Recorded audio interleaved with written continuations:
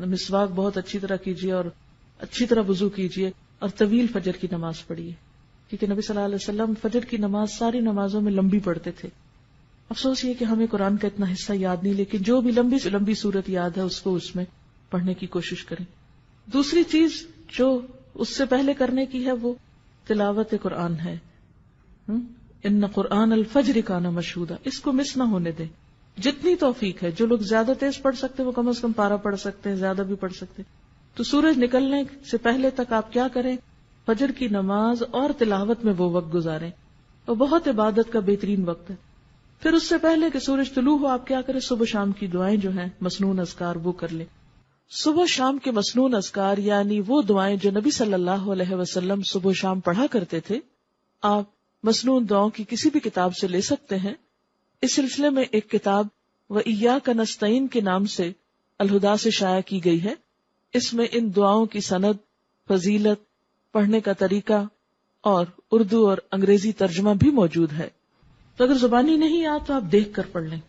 پھر کیا ہے کہ سورج نکل آیا، اگر اس وقت آپ تھوڑا سا اور انتظار کر لیں یہ ذکر اذکار کر کے تو 2 نفل جو ہیں وہ پڑھ کے پھر آپ اٹھے. لیکن اگر بیچ میں آپ کو بچوں کو اسکول بھیجنا ہے یا کوئی اور کام کرنا ہے تو آپ وہ کام کر سکتے ہیں، کر کے آ کے 2 نفل ضرور پڑھ لیں، کیونکہ وہ جو 2 نفل ہیں وہ دن بھر کے لیے کافی ہیں. آپ کو اللہ تعالیٰ بہت سے آپ کے کام اپنے ذمے لے لے گا. اس کے بعد پھر تھوڑی سی ہلکی سی دعا کر کے پھر آپ کچن میں چلے جائیں. اب آپ دیکھیں گے اب آپ جو کچن میں جائیں گے برکت بھی ہوگی، راحت ہوگی، دل کی عجیب خوشی ہوگی. لیکن جب ہم دنیا کے کاموں کو ترجیح دیتے ہیں اور عبادات کو پس پش ڈالتے ہیں، پہلے وہ پکانے کھانے میں لگے رہے، پھر سنبھالنے میں لگے رہے، پھر جب نماز کو وہ سورج نکلنے والا ہو گیا جلدی جلدی نماز پڑھی، اس نماز میں کوئی لذت نہیں. پھر اتنے میں بچے جاگ گئے، کوئی اور کام ہو گیا، پھر ان میں لگ گئے، پھر قرآن پڑھنا رہ گیا. کیونکہ مجھے معلوم ہے کہ اس وقت اپنے آپ کو کاموں میں سے، کیونکہ انسان کہتا ہے یہ تھوڑا سا جلدی سے سمیٹ لو بس پھر میں فارغ ادھر سے ہو جائیں گے، چھوڑیے اس کو، پہلے ادھر سے فارغ ہوئیے. پھر اس کے بعد آپ اپنا آرام سے جو بھی کچن وچن سنبھالنا ہے جو کرنا ہے، پھر اس کے بعد آپ یہاں آنے کی تیاری کر سکتے ہیں. اور اگر آپ کے پاس کچھ اور وقت بیچ میں ہے، ہر ایک کی چونکہ مصروفیات فرق ہیں، اس لیے میں تھوڑا سی یہ ٹپس دے رہی ہوں آپ کو. ہو سکتا ہے آپ تو اس سے بہتر پروگرام رکھتے ہوں، لیکن شاید میرے جیسوں کو کچھ ضرورت ہو اپنے آپ کو روٹین میں اس طرح لانے کی.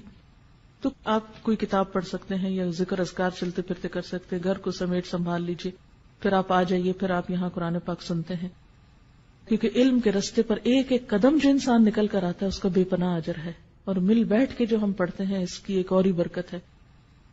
اور پھر اس کے بعد آپ یہاں اگر کوشش کریں ظہر کی نماز پڑھ کر جائیں، اگر یہاں نہیں تو گھر جا کر فوراً ہی پھر آپ ظہر کی نماز پڑھیں. اور پھر اس کے بعد یہ ہے کہ اگر آرام کرنا ہے کچھ دیر آرام کر لے تاکہ پھر شام کی عبادت جو ہے رات کی اچھی ہو. تو پھر اس کے بعد ہر ایک اپنے اپنے روٹین کا کام کر سکتا ہے. پھر خاص طور پر افطار کے قریب جو ہے وہ تھوڑا سا اپنے آپ کو روحانیت کی طرف پھر لائیں، افطاری لگا لیں، کر لیں جو بھی کرنا ہے. 5 منٹ دیں، 3 منٹ دیں، 2 منٹ دیں، 10 منٹ دیں، حسب توفیق جو کسی کو اویلیبل ہے. کہیں پر بھی ہیں آپ، اپنے گھر میں یا کہیں افطار کرنے گئے ہیں یا کوئی آپ کی طرف آیا ہے یا آپ کسی گاڑی میں بیٹھے ہوئے ہیں، افطار سے پہلے کے چند لمحے انتہائی قیمتی ہیں. دعاؤں کی قبولیت کا وقت ہے، اس میں پھر دعا کی طرف رجوع کریں. اور جو دعاؤں کی کتاب جیسے قرآنی اور مسنون اذکار کی کتاب اگر آپ کے پاس ہو تو اس میں سے اگر آپ ساری پڑھ لیں تو پڑھ لیں، ساری نہیں پڑھ سکتے تو 5-7 پڑھ لیں، پھر اگلے دن اگلی 5-7، جتنا جس کو توفیق ہے. ہر ایک کے حالات ایک جیسے نہیں، کچھ کے بچے بہت چھوٹے ہوتے ہیں، کچھ لوگ ہر چیز سے فارغ ہوتے ہیں. اب جن کے پاس جتنی فراغت ہے اتنا ان کا حساب ہے، تو وہ اتنا زیادہ آپ توجہ ادھر کریں.